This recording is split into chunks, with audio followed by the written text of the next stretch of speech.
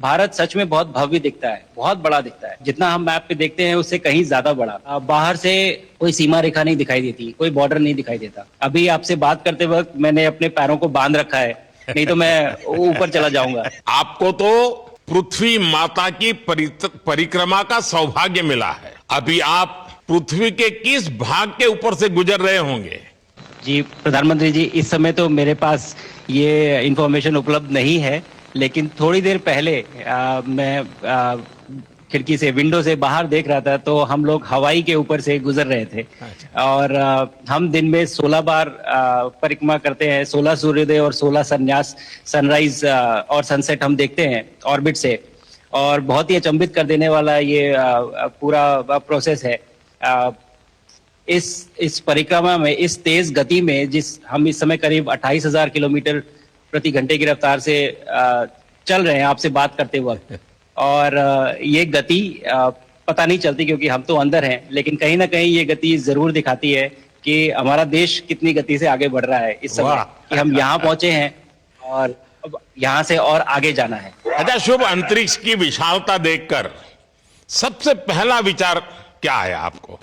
प्रधानमंत्री जी, सच में बोलूं तो जब पहली बार हम लोग ऑर्बिट में पहुंचे, अंतरिक्ष में पहुंचे, तो पहला जो व्यू था वो पृथ्वी का था।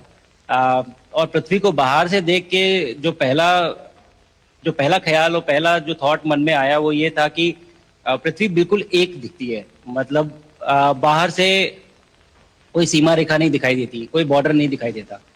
और दूसरी चीज जो बहुत नोटिसेबल थी, जब पहली बार भारत को देखा तो हम मैप पे पढ़ते हैं भारत को, हम देखते हैं बाकी देशों का आकार कितना बड़ा है, हमारा आकार कैसा है, वो मैप पे देखते हैं, लेकिन वो सही नहीं होता क्योंकि वो एक हम 3D ऑब्जेक्ट को 2D यानी पेपर पे हम उतारते हैं।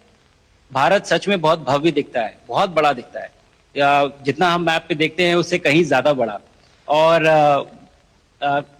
जो वननेस की फीलिंग है, पृथ्वी की वननेस की फीलिंग है, जो हमारा भी मोटो है कि अनेकता में एकता, वो बिल्कुल उसका महत्व ऐसा समझ में आता है बाहर से देखने में कि लगता है कि कोई बॉर्डर एग्जिस्ट ही नहीं करता, कोई राज्य नहीं एग्जिस्ट करता, कंट्रीज नहीं एग्जिस्ट करती। फाइनली हम सब ह्यूमैनिटी का पार्ट है और अर्थ हमारा एक घर है और हम सब के सब उसके सिटीजन्स हैं।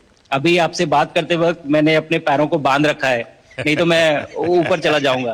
और माइक टोपी जैसी छोटी चीजें हैं, इसको छोड़ के दूं तो भी ये ऐसे फ्लोट करता रहता है। पानी पीना, पैदल चलना, सोना बहुत बड़ा चैलेंज है। आप छत पे सो सकते हैं, आप दीवारों पे सो सकते हैं, आप जमीन पे सो सकते हैं।